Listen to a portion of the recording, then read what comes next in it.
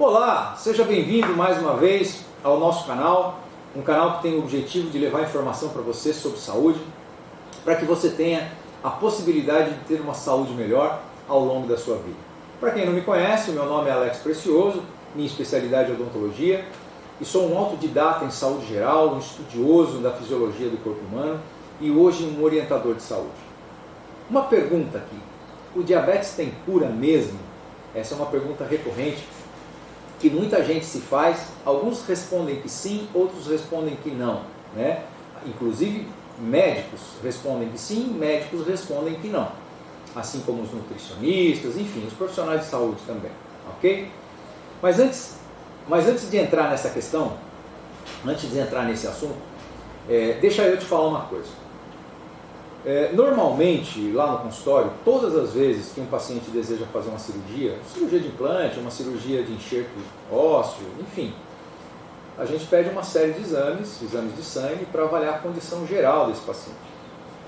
Uma coisa que tem me chamado muita atenção quando eu recebo o resultado desses exames, é que muitas vezes as pessoas já têm um grau elevado de diabetes, ou mesmo de resistência à insulina, e não sabem disso. Elas desconhecem, e isso é um problema muito sério e que você precisa conhecer as coisas que acontecem com você, ok? E aí então eu pergunto, o diabetes tem cura? Então, nesse caso, a gente precisa definir primeiro uma questão. Quais são os tipos de diabetes? Precisa saber quais são os tipos, né? O tipo 1, que é aquele que acomete principalmente as crianças e os jovens, o adulto jovem, e isso ocorre por conta de uma doença autoimune, onde o próprio organismo ataca as células do pâncreas, que passam a produzir menos insulina ou nenhuma insulina. Nesse caso, normalmente, dependendo do grau do problema, a pessoa passa a ser o que nós chamamos de insulino dependente. E aí ela vai tomar insulina para o resto da vida. E nesse caso, então, ela não tem cura, ok? Mas aí depende do estilo de vida que ela vai ter ao longo da vida, né? Ela vai usar mais ou menos insulina, dependendo do estilo de vida que ela usa, que ela vai ter, né? Mas o fato é que esse tipo de diabetes, o diabetes tipo 1, não é o mais comum, graças a Deus, até porque é o mais grave, né? Aí nós temos o tipo 2, que é aquele que nós chamamos de diabetes adquirida. Porque nesse caso a pessoa cometeu tantos erros ao longo da vida, né? Tantos erros alimentares ao longo da vida, que o pâncreas nesse momento começou a cansar. E aquelas células betas, né, do pâncreas, que a gente falou no tipo 1, começam a produzir menos insulina. E aí se caracterizou sem dúvida o diabetes.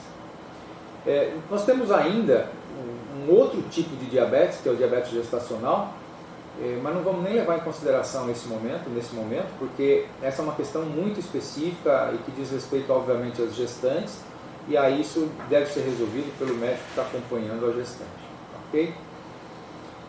Quando eu falei que o diabetes tipo 2 ocorre por um erro alimentar, isso é um fato, porque mesmo que você tenha um fator hereditário que favoreça o aparecimento do diabetes durante a vida, ainda assim você pode evitar que ele aconteça.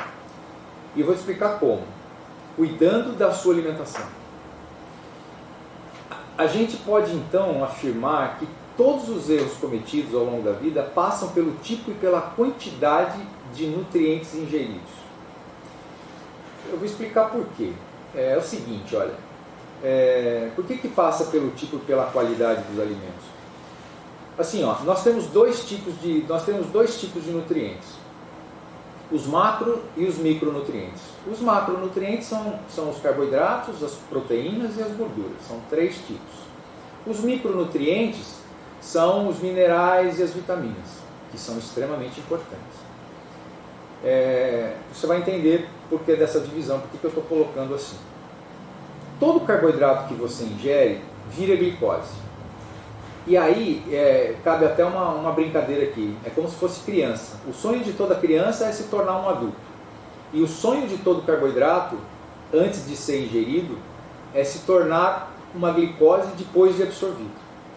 E ela se torna glicose depois de absorvida. Uns carboidratos mais, outros menos. Uns carboidratos são considerados melhores e outros são piores. E toda vez que você tem glicose circulando no sangue, inevitavelmente o pâncreas vai produzir insulina.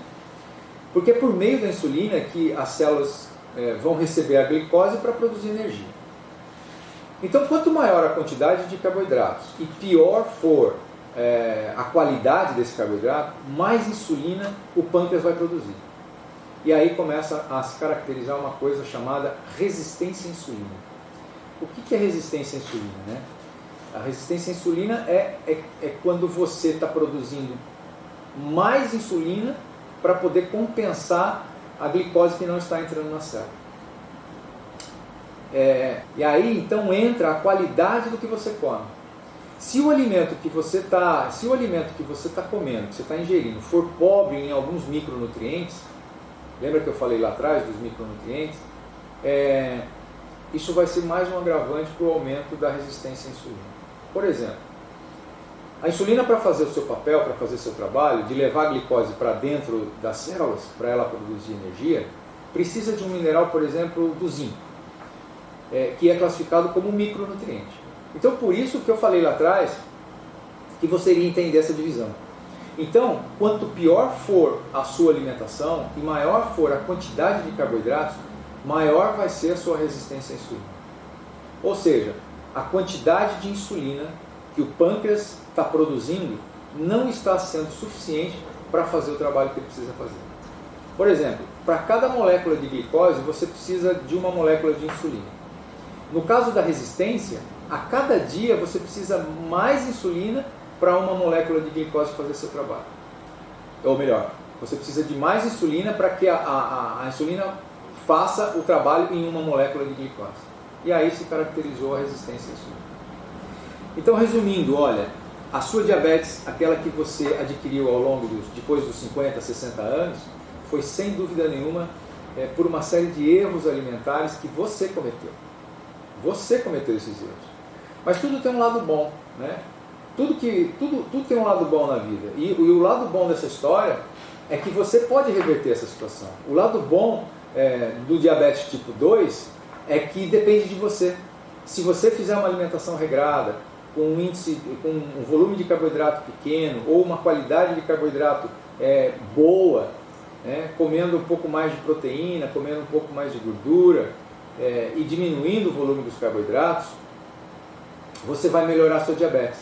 Não só a alimentação, existem outras ferramentas que vão ajudar você a melhorar a sua diabetes, além da nutrição, como exercício físico, como uma boa noite de sono, enfim, nós temos diversos recursos para aumentar, para melhorar a sua saúde, para que você tenha uma saúde melhor, e você tendo uma saúde melhor, você sem dúvida nenhuma vai diminuir os seus índices glicêmicos e vai diminuir o seu diabetes e até acabar com o seu diabetes, como aconteceu comigo, que acabei com o meu diabetes.